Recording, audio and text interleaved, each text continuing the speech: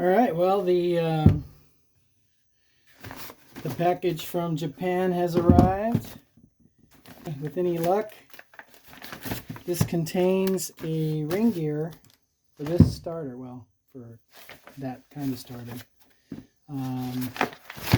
It was a little bit cheaper, like $10 or $12 cheaper to get it this way than any other way. And since it's basically an experiment, look at this Japanese packaging, man. This is awesome. This thing weighs about, 2 ounces. And it's packaged like a bomb. But let's see what we got from Japan. Look at all this. There we go. No returns, obviously. The part itself was $20. And then it was another $30, $28 in shipping. So I suppose I should have gotten 2 or 4. I don't know, for $20.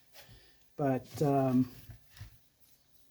let's see if it's the exact same part. I did a little bit of effort. I tried counting the teeth on the pictured one and found they have the same number of teeth as this Massey Ferguson Starter.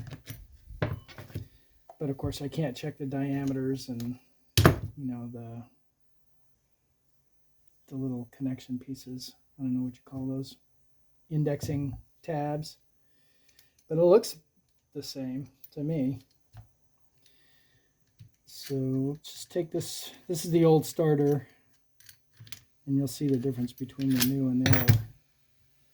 Just take this apart and see what we see here.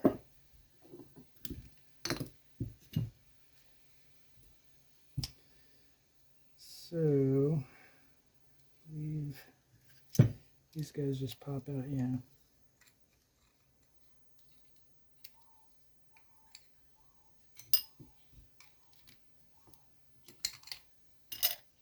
And this starter, it'll turn, but if you put any load on it, it just stops.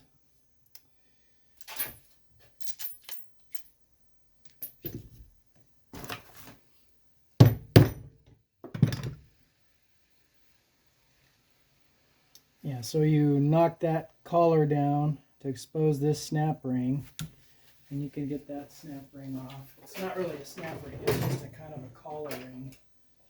Took me a long time to figure that out before. I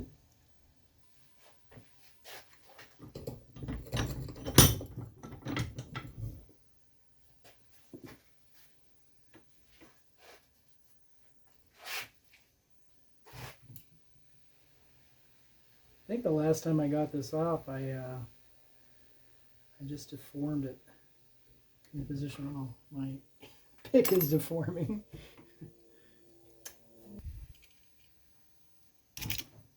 There we go. All right. Talk about a pain in the rear. Okay, and then I don't know what you call that. The clutch comes off, and we just have a regular snap ring to open up and take off, and then that shaft will come out.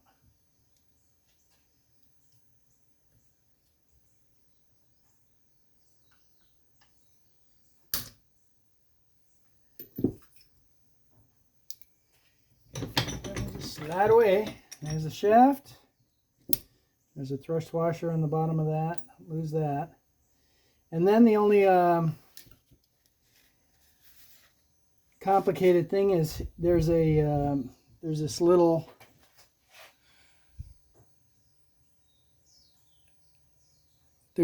tab right here, and that's got to line up with a groove on the body of this thing. You can see this groove here. Yeah.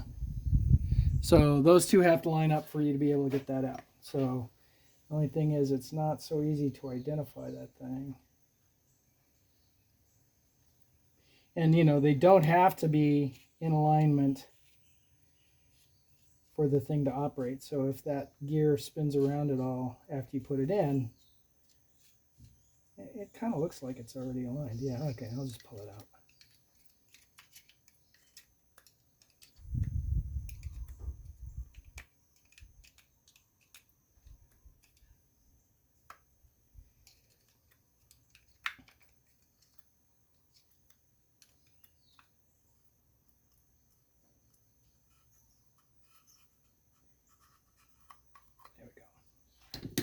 Okay, yeah, so that groove is on the bottom, and I believe when you put it in there, you have to turn it a little bit to get it to go in. So let's just see.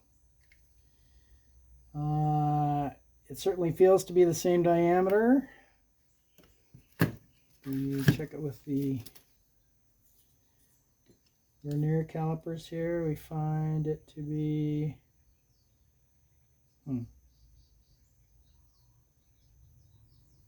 going to call that 2 1/2 inches. Maybe just a little bit under, but it's not a metric measurement unless it's 6.5 millimeters, 65 millimeters, no, 63.5 millimeters, 63.5 millimeters. Doesn't really matter. It's the same. Yeah, maybe this one is just a touch smaller, 1/10 of a millimeter smaller on that side. On this side, feels about the same, has the same kind of groove.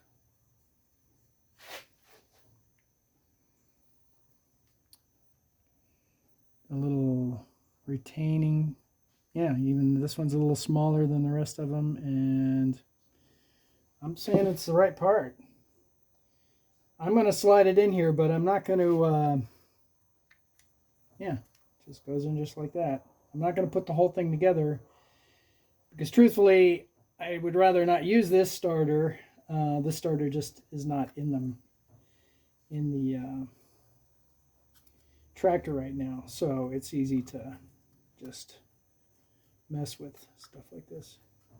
Yeah, so you kind of got to pull it out, twist it. There's no real good way to tell where that, maybe that's it right there. Is there an index mark on it?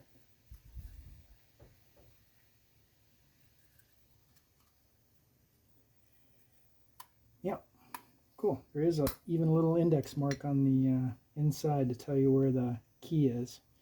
You can see that on the new one. Okay, well, cool. So once I get the tractor in a little better state where I can start it, I think I'll go ahead and keep using the starter as it is for now. You know, because it does start the tractor, it just makes a lot of noise.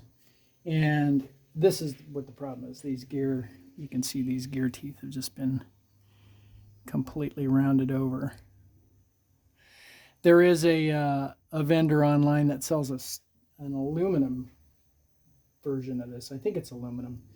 It's metal in any case. But it's $135. And this was, like I said, $20 plus shipping from Japan. But my theory is that if the tractor doesn't have that compression problem that it had, you know, you go back to part 2 of the series, you'll see where we started it up and everything, and there was this compression problem. One of the push rods had slipped out, and I think that extra compression on that cylinder is why this failed, why this gear failed. So I'm hoping now that that's not a problem, that this starter will just work easy peasy. Okay, well, that's it for now.